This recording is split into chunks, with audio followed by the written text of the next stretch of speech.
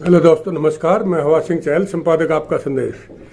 दोस्तों, आजकल राजनीतिक विश्लेषण की काफी मांग है, क्योंकि हर आदमी कयास लगा रहा है। जो भी राजनीति में थोड़ी सी भी रुचि रखता है वही ये कोशिश करता है जानने की कि राज्यसभा की सीटों पर क्या होने वाला है। तो दोस्तों, मैं आपको बता देना चाहता हूं, कांग्रेस को इस बात का भय अंदर खाते जरूर है कि कहीं पिछले वाली बात ना बन जाए, जब वो शाही के मामले में 14 वोट रद्द हो गए और वहां पर कांग्रेस प्रत्याशी हार गया था। अब की बार कांग्रेस की फूट भी जग जाहिर है, लेकिन पार्टी व्हिप जारी होने के बाद अगर 31 के 31 वोट कांग्रेस के खाते में चले गए तो निश्चित तौर पर अजय माकन यहां से जीत सकते हैं। लेकिन बीजेपी को भी इस बात का भय है, कहीं वो दो बनाने के चक्कर में कहीं निर्दलीय को बीच में निकालने, कांग्रेस को हराने के चक्कर में अपनी सीट पर भी दाव गलत ना लगा दें। इसलिए वो भी पूरी कोशिश करेंगे कि एक को पूरी तरह सेफ रखेंगे और दूसरे के ऊपर दाव जब लगाएंगे जब कांग्रेस में क्रॉस वोटिंग की कहीं न कहीं गुंजाइश दिखाई देगी। और कांग्रेस को इस बात का भय है कि कहीं उसके विधायकों के क्रॉस वोट ना हो जाएं, तो वो जो कांग्रेस शासित राज्य हैं वहां पर उनकी दबाव बढ़ा हुआ है, वहां भेज रहे हैं किसी को। कई विधायक तो अब है भी नहीं मौके पर, और कुछ है जैसे कुलदीप बिश्नोई है, शैलजा है, ये खुद चाहते थे वह उनके आदमी को यहाँ से टिकट मिले। लेकिन मैंने जो पहले बताया था पिछले विश्लेषण के अंदर, मैंने आपको यही बताया था कि यहाँ के जो स्थानीय कांग्रेस नेता हैं, इनकी आपस की फूट को देखते हुए कहीं बाहर से कोई लेके कैंडिडेट को यहाँ से टिकट मिलेगा और यहाँ वाले को कई बार एडजस्ट किया जाएगा। जैसे राजस्थान में रणदीप सुरजेवाला को एडजस्टमेंट के तौर पर ही, क्योंकि वो हाईकमांड का खास है, इसलिए उसको राजस्थान से भेज देंगे। और यहाँ इनके ग्रुप बाजी को देखते हुए यहाँ पर इसको अजय माकन को टिकट दिया गया है। तो अब दोस्तों, आज मैं आपको ये बताता हूँ कि हरियाणा की जो ये सियासत है और राज्यसभा के 2 सदस्य जो चुने जाने हैं, कांग्रेस ने कृष्णलाल पंवार को उम्मीदवार बनाया है और अजय माकन को कांग्रेस ने मैदान में उतारा है। लेकिन तीसरा जो निर्दलीय मैदान में आया है, विनोद शर्मा, जो पहले कैबिनेट मंत्री होते थे हुड्डा सरकार में, उनका लड़का है कार्तिकेय, छोटा लड़का। बड़ा लड़का मनु शर्मा था जो किसी केस में जेल में था, और वहां से चौटाला परिवार से भी इनकी काफी नजदीकियां बनी। तो अभी ये कहते हैं ना भाई, राजनीति में गणित काम करते हैं, एक एक वोट अब भारी पड़ने लग गया है। अब चौटाला का और बलराज कुंडू के 2 जो वोट है वो बड़े महत्वपूर्ण होने वाले हैं। तो आज की इस राजनीतिक विश्लेषण में मैं आपको यही बात बताऊंगा कि क्या गणित है इसमें चुनाव का। भाजपा प्रत्याशी की जीत तो तय मानी जा रही है, लेकिन इस बात का भी उनको पूरा वो है कि उसके पूरे वोट डाल के फिर ही कोई बात बनेगी। अगर वोट ज्यादा आते हैं तो वो नंबर 2 की चॉइस में गिने जाते हैं। दोस्तों, ये अलग तरह का एक चुनाव होता है, क्योंकि इसमें विधायक के सिवाय कोई वोट दे नहीं सकता है, और विधायकों के जो वोट है वो चॉइस के आधार पर होते हैं, 1 2 3 इस तरह चॉइस होती है। तो ये है। अब कांग्रेस में बीजेपी कहती है कि क्रॉस वोटिंग का खतरा है, लेकिन बीजेपी वाले यही कहते हैं कि खुद भाजपा में ही ऐसे हालात बन सकते हैं। लेकिन भाजपा की तो ऊपर नीचे सरकार है, केंद्र में भी राज्य में भी, वहां चांस कम दिखाई देते हैं। लेकिन सब कुछ भाजपा में भी सही नहीं चल रहा, जैसे अरविंद शर्मा वगैरह के बयान आते हैं, और कुछ और नीचे नीचे दबी जबान में कुछ और नेता हैं जो भाजपा में पूरी तरह से मतलब वो खुश नहीं है। लेकिन वोट की जहां तक बात है, व्हिप जारी करने के बाद वो शायद इतनी हिम्मत ना जुटा पाए, लेकिन कांग्रेस के अंदर इतना प्रेशर नहीं बनता। यहाँ कुछ न कुछ खेल नए बन जाते हैं, कोई नया बहाना बन जाता है। और कार्तिकेय शर्मा को जेजेपी का समर्थन मिला है, क्योंकि उनके 10 विधायक हैं, 10 का उनका समर्थन मिल गया। और कुछ भाजपा के बचे हुए, क्योंकि भाजपा में 31 वाला यहाँ जीतता है त्रिकोणीय मुकाबले में, तो उस हिसाब से वोटिंग ये देखेंगे। लेकिन अगर 35 में वो सुरक्षित हो जाता है, क्योंकि विपक्ष के हैं, विपक्ष से ज्यादा वोट बीजेपी अपने खाते में डालना चाहेगी। लेकिन अगर बहुमत से ज्यादा उसको वोट मिलते हैं तो 44 नंबर 2 में आ जाते हैं। वो भी एक बड़ा रिस्क वाला काम है। तो कांग्रेस के जो 2 क्रॉस वोटिंग के ऊपर आस लगाकर कार्तिकेय शर्मा जीते हैं, वो देखना है वो किस तरह उन्होंने ये सोचा है कि 2 वोट उनको मिलेंगे। अगर 2 वोट क्रॉस हुए कांग्रेस के तो वही गेम 1 वाला हो जाएगा, 30-31 का खेल हो जाएगा और कांग्रेस के 29 रह जाएंगे। 29 वाला चुनाव हार जाता है, क्योंकि ये राज्यसभा का चुनाव है दोस्तों। यहाँ कोई अनपढ़ या कोई नौसिखिए वोट नहीं डालते हैं। लेकिन कई बार हालात ऐसे हुए जैसे पिछली बार हुए थे, एक शाही का मसला बना के 14 वोट रद्द करके सुभाष चंद्रा जीत गए थे और वही गेम सुभाष चंद्रा खेलने के लिए अब राजस्थान में गए हैं।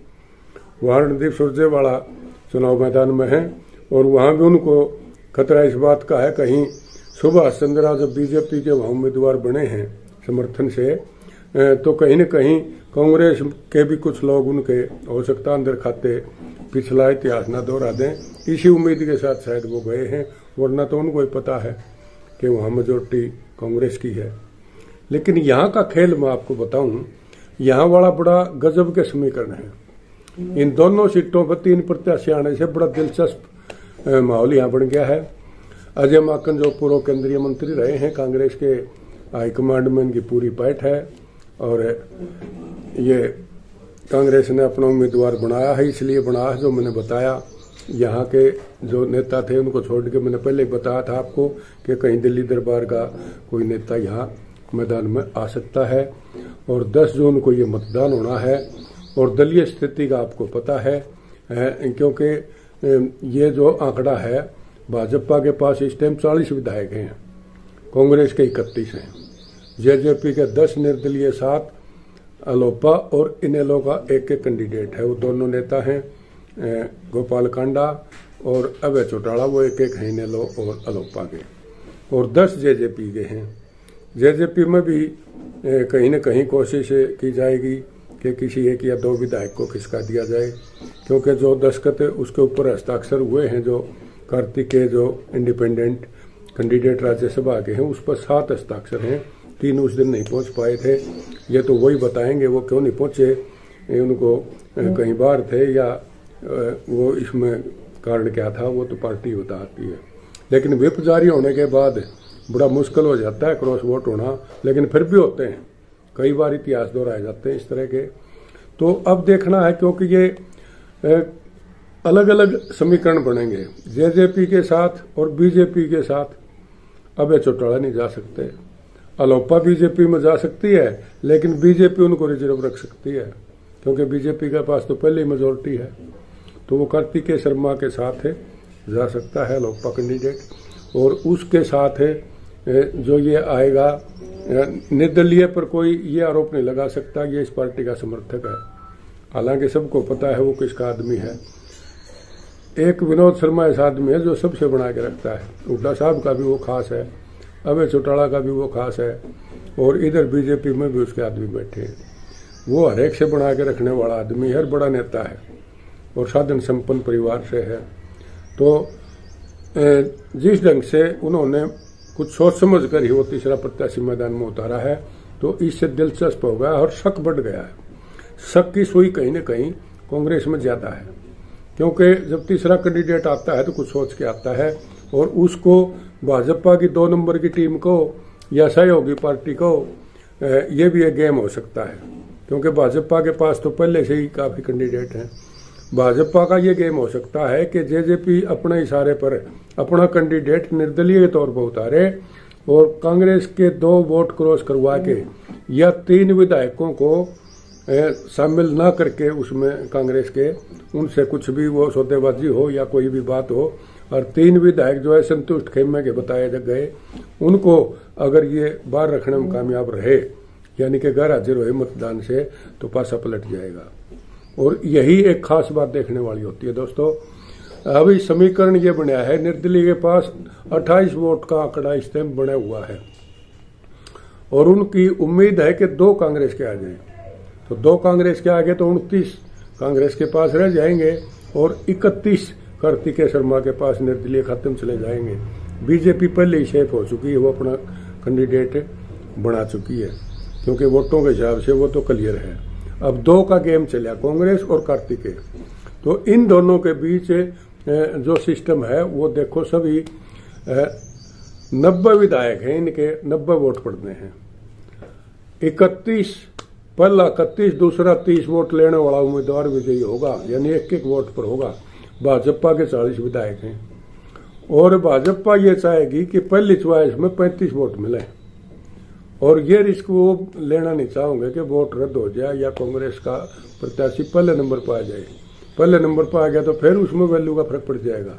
वोट रद्द नहीं हुए तो पहली चॉइस के लिए 31 से ज्यादा वोट हैं वो दूसरी पसंद में गिने जाते हैं, यानी ये वोट निर्दलीय के खाते में चले जाएंगे ऑटोमेटिक।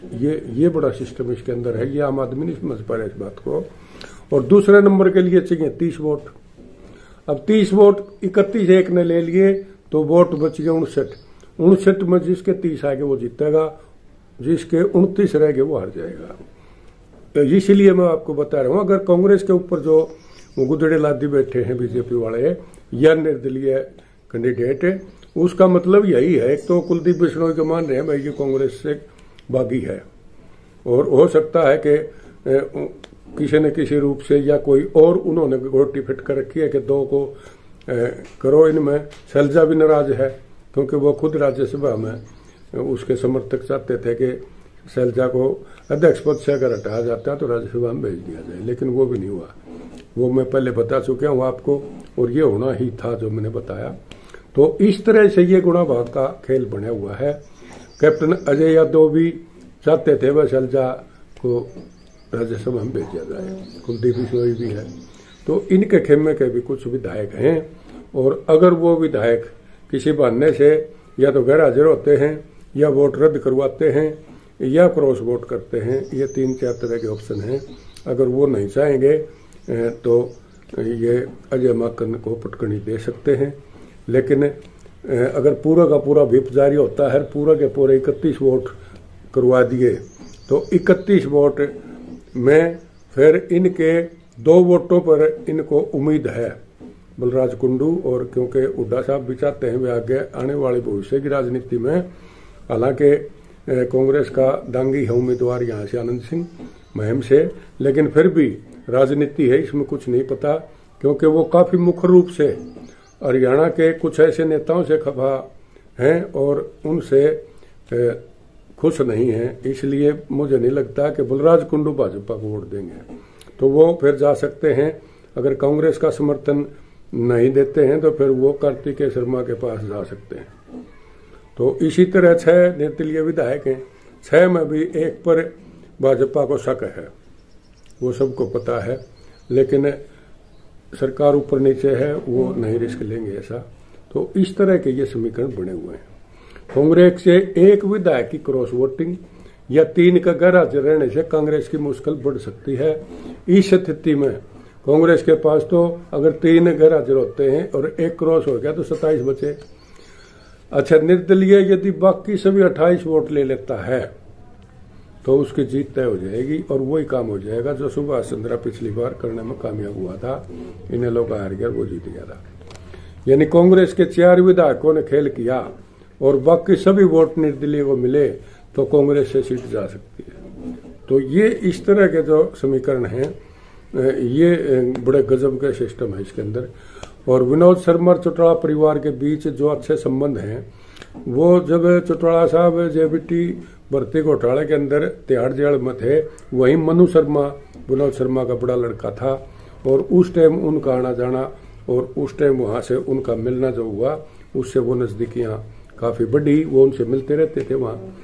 और कार्तिकेय उसी का छोटा भाई है मनु शर्मा का, यानी विनोद शर्मा का छोटा लड़का। और ये कुलदीप शर्मा जो पूर्व मंत्री हैं हुड्डा साहब के जो खास काफी नजदीकी माने जाते हैं कुलदीप शर्मा, वो अजय माकन का जो चाचा है ललित माकन, वो विनोद शर्मा का भाई है, उसका साडू है। इनके आपस में भी मतलब रिश्तेदारियों के कनेक्शन हैं। और इस तरह से अब ये देखना है गेम क्या होगा। बड़ा दिलचस्प ये मामला अब बना हुआ है। कांग्रेस की स्थिति यहाँ डामाडोल नजर आ रही है। अगर वोट क्रॉस हुए तो एक वोट के ऊपर उनकी टिकी हुई है राजनीति। वो देखने वाली बात होगी। हाईकमांड अगर सबको एक करने में कामयाब होता है तो क्लियर है जीत, नहीं तो एक वोट में भी कलाबाजी हो सकती है, क्योंकि 31 है इनके पास। एक भी चलेगा 30 हो जाएंगे, एक का रद्द करवा देंगे, इस तरह गेम खेले जाएंगे। तो ये देखने वाली बात होगी दोस्तों। अब आपने सारी गेम देख लिया, आज इतना ही। आगे ज्यों ही कोई खास राजनीतिक न्यूज नजर आएगी मैं आपको बताऊंगा। अगर आपका चैनल, आपका संदेश चैनल आपने सब्सक्राइब नहीं किया है तो ये आपका अपना चैनल है, इसे सब्सक्राइब कर लें दोस्तों। और आपको ये अच्छा लगता है तो इसे लाइक कर दिए करिए। और आपका कोई न कोई सुझाव कमेंट बॉक्स में लिख सकते हैं। और आगे जो भी बात आएगी मैं आपको पुरजोर कोशिश करूंगा कि आप तक पहुंचे। तब तक के लिए नमस्कार, जय हिंद दोस्तों।